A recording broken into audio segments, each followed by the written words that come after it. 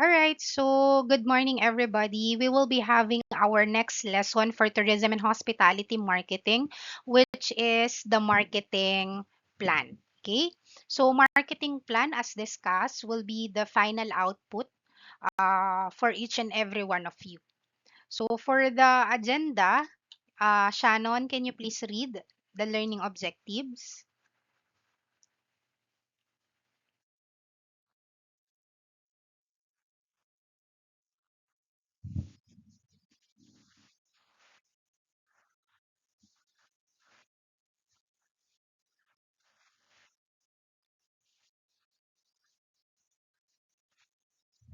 Okay, so these are the learning objectives that we will be able to take at the end of our discussion. So moving forward, first is let's define or let's discuss a marketing plan. So what is a marketing plan? So based on its definition, a marketing plan is a structured document that outlines a company's marketing goals, target market, strategies, and activities for a specific period. So, in short, when we say marketing plan, these are your activities or these are your strategies on how are you going to promote your products or services. Okay? And in addition, you have to remember that a marketing plan is a roadmap, okay? Or it serves as your guide, okay, in promoting your products and services. Okay, but you have to make sure that your marketing plan is always aligned to your mission and vision. Okay, so now in tourism and hospitality industry, a marketing plan is essential because okay, why do we think or why do we need to create a plan for promotion in our different hospitality and tourism businesses? So the first one is our market is highly competitive. Why do you think the market is highly competitive when it comes to the tourism and hospitality business? Anybody?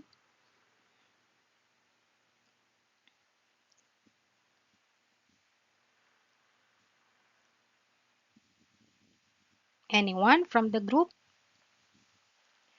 The market is highly competitive. That's why we have to do a marketing plan in the tourism and hospitality business. Oreno.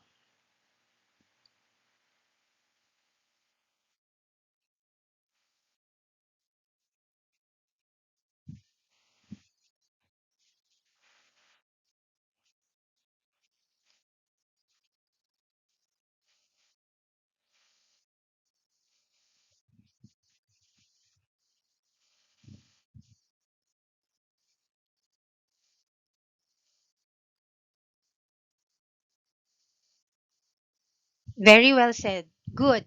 So correct class. Market is highly competitive as mentioned by Oreno is there are a lot of existing products and services in our industry that are similar or the same. And since they are similar and the same, the competition is high. Okay? And as the competition becomes higher, the market or the client, okay, have a lot of options. So you as an organization, how are you going to make sure that your products and services, despite those similarities, will become still relevant to your market? Na your products and services ay tatangkilikin pa rin kahit marami siyang kalaban or kahit marami siyang katulad. That's why we have to create a marketing plan for our business. Okay? Second is changing customer preferences. Okay, this is already familiar with us. We always say that our customers have different needs and wants. Okay, our customers have different behaviors and preferences. As time goes by, nagbabago yung taste or yung gusto ng mga customers natin. Okay, they have changing customer preferences. Like today, trending yung Dubai Chewy chocolate. Tomorrow, hindi na siya trending because there are other products that can be an alternative or other products that can be offered sa market. Naging obsolete na siya. So that's why we have to update, we have to upgrade in order for us to make sure that our products and services uh, fits to the changing customer preferences. Do you follow, class?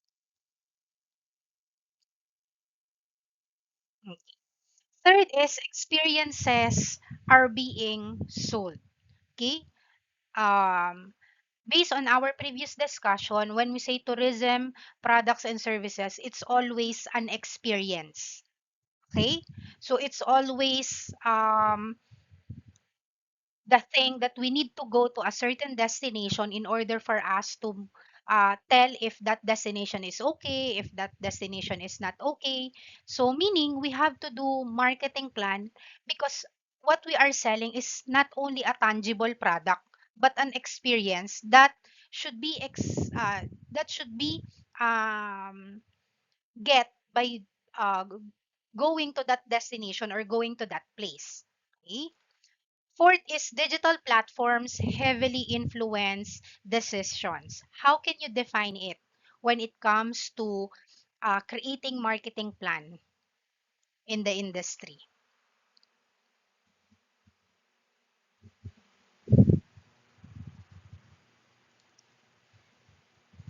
Cyrene.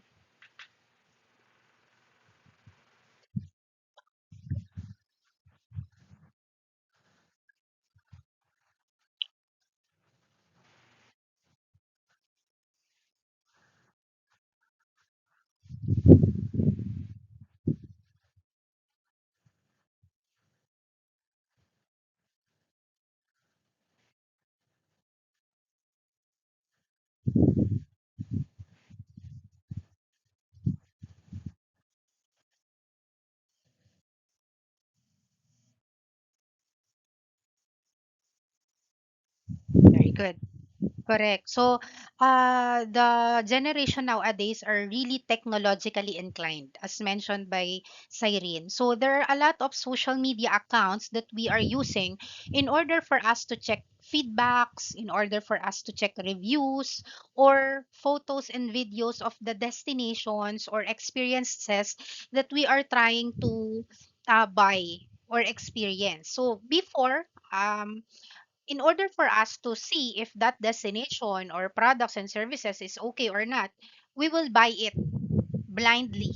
Okay? Wala tayong na i-check na references. But nowadays, bago natin mabili yung isang products or ang isang services, punta lang tayo sa TikTok. There are a lot of videos that we can check. Okay? Or reviews that we can read. So there are a lot of digital platforms that helps us to decide whether we will purchase or not a certain products and services. That's why creating a marketing plan in the tourism and hospitality is really essential. Okay, especially if you're going to post it online. Diba? Nowadays, there are a lot of advertisement, promotions everywhere online. When you search some products in Google, pagpunta mo sa iyong Instagram or to your Twitter, makikita mo yung similar product offerings na sinearch mo sa Google. So that's how digital platforms are interconnected with each other. Okay, so these are some of the significance of doing marketing plans in our industry. Moving forward is what are the importance of marketing plan? Why do we need to create it? Or why do we need to make sure that our organization have this framework or have this guide? The first reason is it provides clear direction for marketing activities. Anybody who can explain this or any perspective that you can share?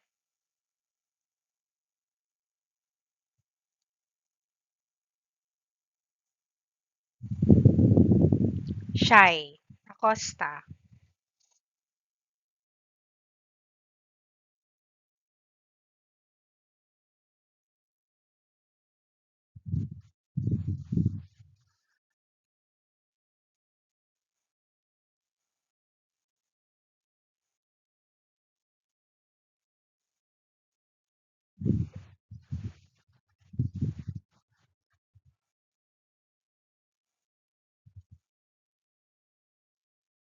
Very good. Keywords are outlining, focus, targets. Okay?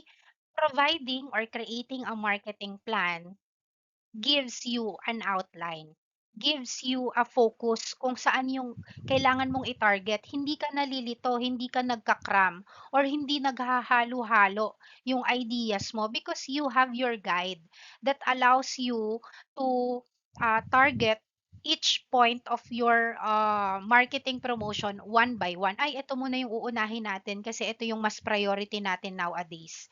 Ay, this will be the focus of our marketing plan to this month because this coming month will be a wedding month. So we will promote this kind of marketing plan. So it really provides an outline or direction for your marketing ideas. Okay?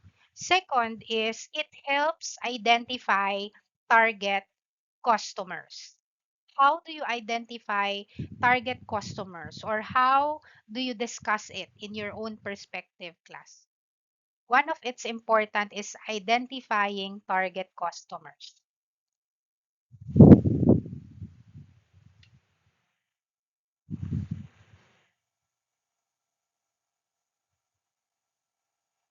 Me, I call on Parkon, Jana.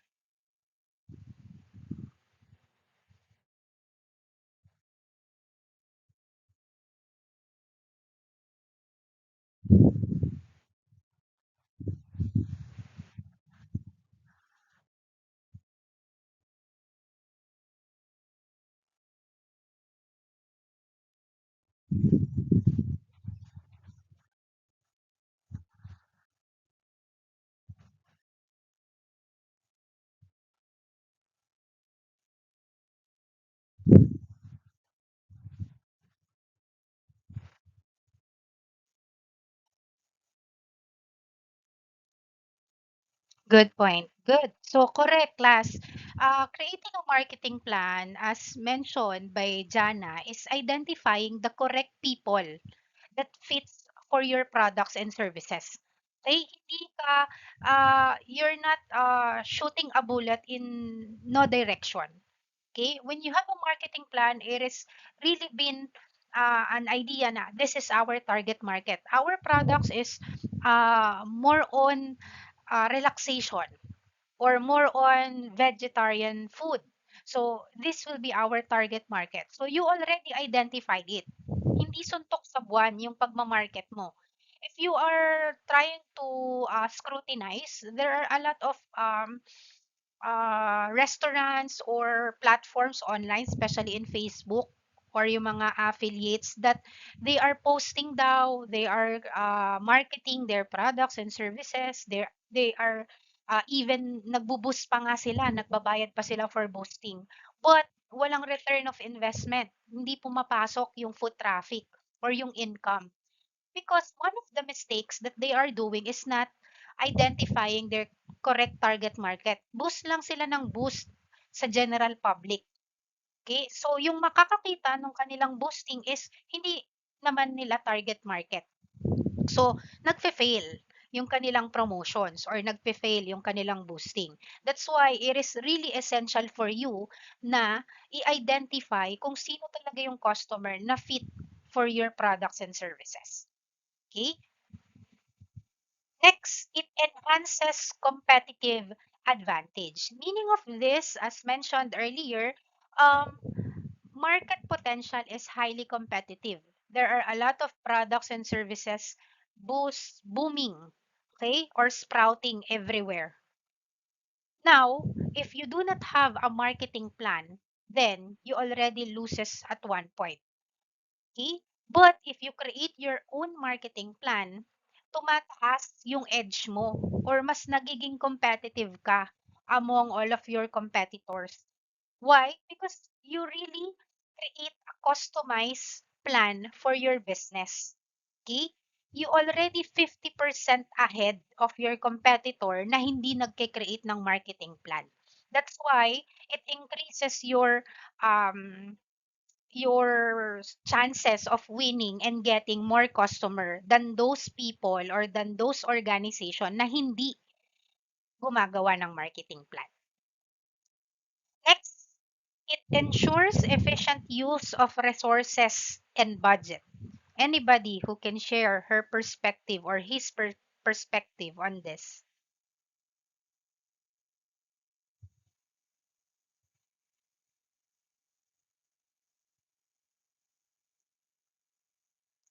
Okay.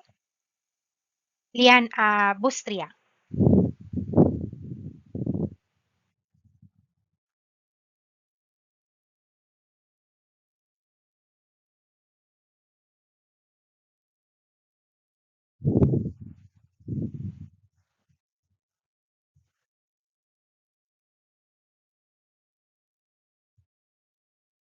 Okay. Thank you, Sophia. So correct, class. This importance is related to money or finances. Okay, mostly naman, 'di ba, yun yung kailangan natin in order for us to create marketing plan or marketing activities. So, kapag you are creating marketing plan or you are creating marketing activities, for example, magkano ba yung allocate mo sa boosting ng iyong website or magkano yung i-allocate mo sa paggawa ng flyers, sa pagpiprint ng mga tarpaulins, or sa pag-organize ng isang event para makapag-promote ka ng product and services mo. Let's say, hindi ka marunong gumawa ng marketing plan. You printed 10,000 pieces of flyers. Diba? Such a waste of resources, such a waste of money. Kasi hindi mo naisip na, why do I need to print thousands of flyers where I can do marketing poster that I can post online, that it can be shared with millions of people instead of spending a lot of money in creating a lot of flyers. Okay? So that's what we call ensuring efficient use of resources and budget. Kailangan yung pag-isipan saan nyo ba tamang i-allocate yung funds ninyo or yung pera ninyo para hindi siya masayang. And last but not the least, measures performance through KPIs. So KPIs, if you still remember the key performance indicator, nagsiset tayo ng mga targets and then chine-check natin if we are achieving the targets. Okay? So if we are achieving the targets, meaning it is effective. And if we are not hitting that target, then I think or you think na kailangan siyang i-revise or kailangan siyang ayusin kasi hindi siya effective when it comes to marketing. Okay? So these are the importance of marketing plan. Do you still follow, class?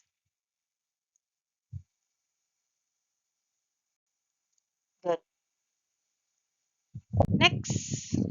Now, let's proceed with the components of marketing plan. So, ito dapat yung makikita ko sa output ninyo on your final exam because you're going to defend your marketing plan face to face on the uh, schedule. Okay, so what are the components of marketing plan that you need to take in consideration and remember when you're going to create it? So the first one is, syempre, the executive summary. So what do we mean when we say executive summary? So it is a brief overview of your entire marketing plan. In short, it is your abstract. Okay, di ba? When you are creating a research, abstract is the overview of your entire paper. Same with your marketing plan. Executive summary gives us the overview of the entire paper that once we read it or once we read it, okay, this is the thing that I will encounter once I uh, thorough read their paper. So what are the inclusions or what are the things that you need to put in your executive summary? So the first one is your business concept. Okay? Ano ba yung napili nyo na, ah, ano ba yung existing business nyo? Okay? Is your business a travel agency, an airline, a cruise line, a restaurant, um, a tourist attraction, so on and so forth. And objectives. Okay? What are your reasons? Why are you going to market your business? Your key strategies. What are the strategies that you're going to do in order for you to promote a business? Okay? In the previous lesson, we discussed a lot of strategies when you are going to promote your business. We have Advertisement, we have the traditional one, flyering, face-to-face, events, okay?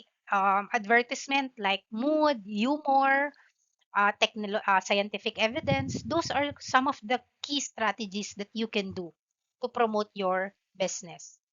And take note, class, executive summary is the last page that you will write in your document. Pero nasa first page siya dapat ng paper nyo. Huli nyo pa siyang isusulat kasi kailangan nyo munang buuin, okay, yung outline or yung buong paper bago kayo makapagsulat ng executive summary. So yun yung first part of your paper. Second is you're going to create situation analysis. Okay, other term for situation analysis is market analysis. So ma'am, ano po bang ginagawa kapag sinabi po nating situation analysis or market analysis? So this section answers where are we now? Okay? Ano na ba yung standing ng company mo? Is your company going to be under bankruptcy? Is your company nandun pa lang siya sa peak? Katulad ng diniscuss natin, di ba, yung life cycle of a product and a destination. So, does your company is pa-decline na ba? Or yung company mo ay kailangan mong i-regenerate or buhayin? So, kapag gumawa ka ng situational analysis or ng market analysis, one of the strategies that you need to do is the SWOT analysis. So, I believe we are all familiar when we say SWOT analysis. Okay? What does SWOT analysis stands for? May I call on Alo?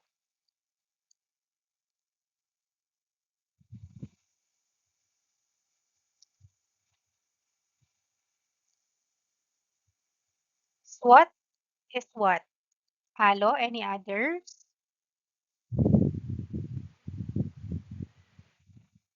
Okay, Olis.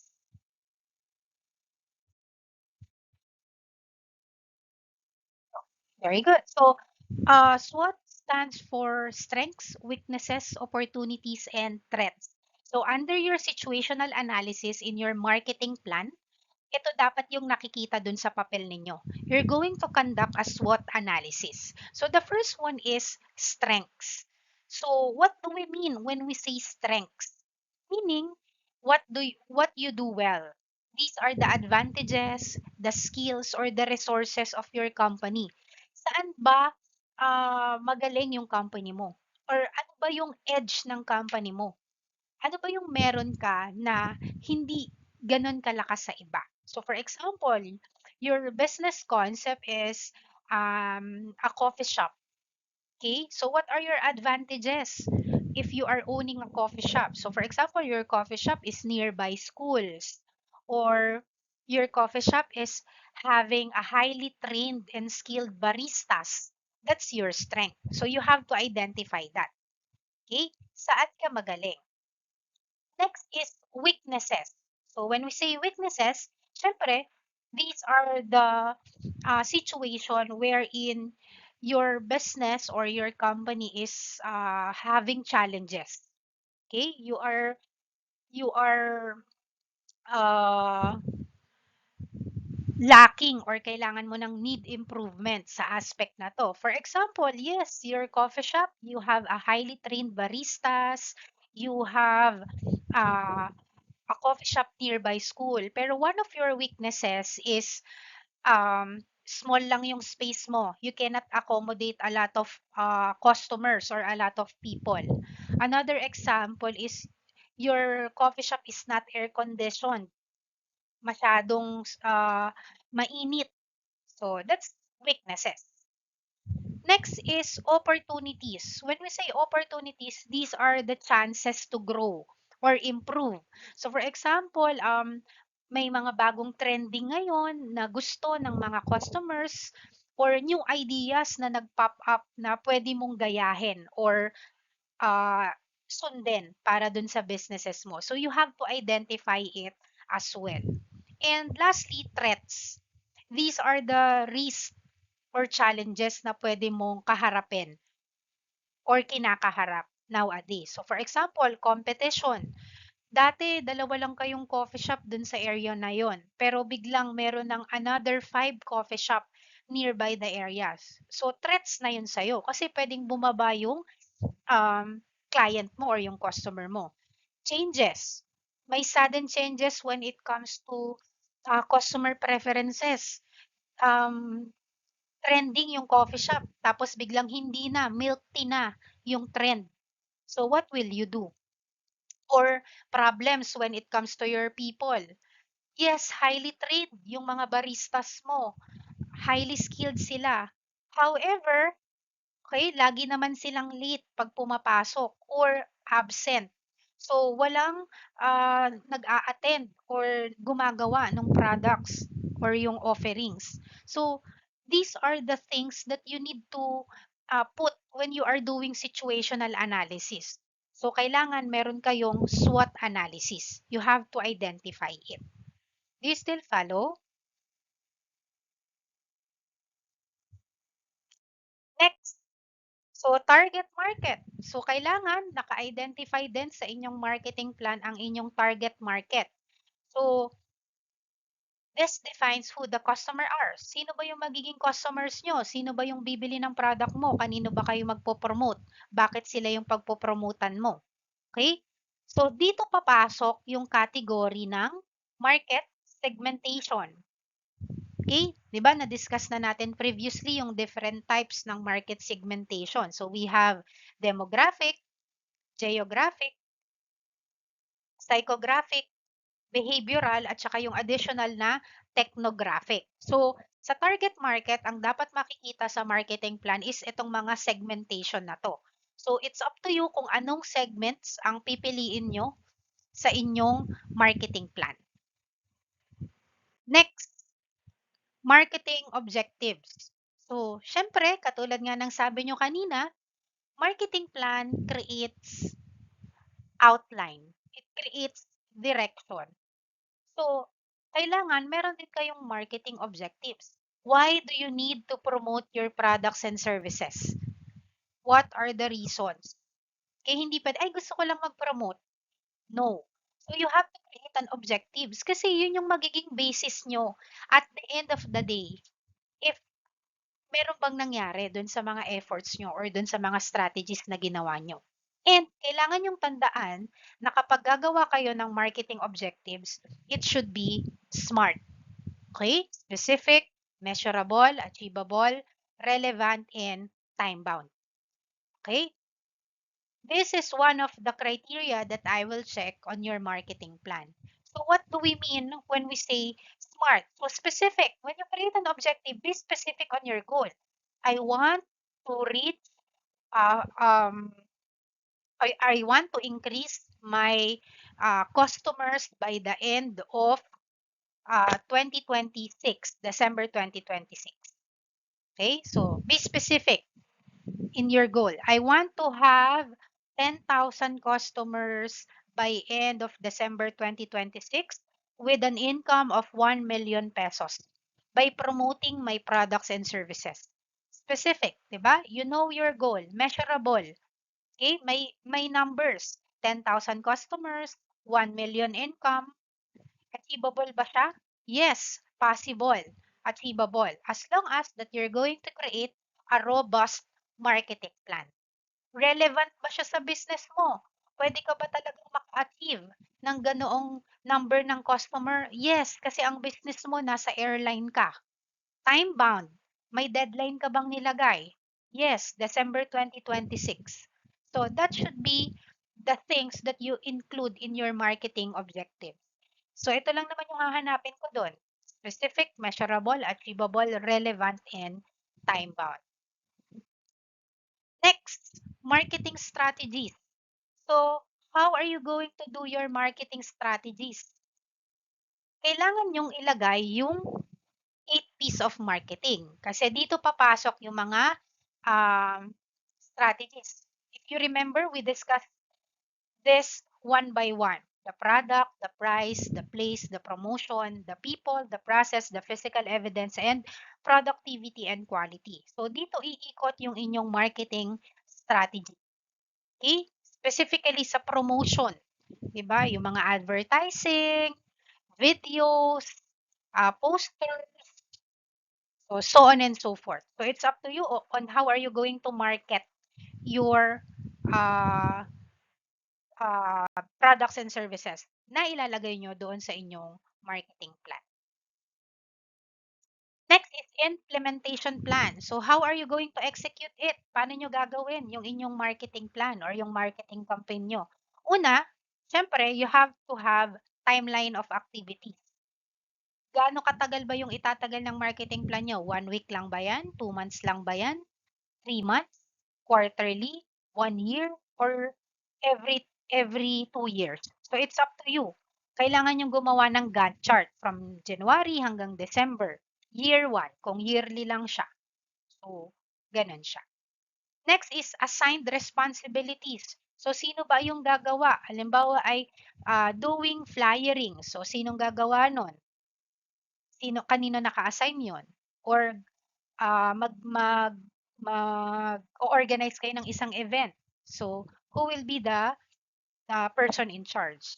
And marketing channel to be used. Gagamit ba kayo ng mga online platforms like TikTok, Facebook, Instagram, or traditional platforms? Magpa-flyering ba kayo? Magbi-billboard kayo? Magpe-personal selling ba kayo? Magte-telephone calls ba kayo? It's up to you kung paano nyo i-implement yung marketing plan ninyo.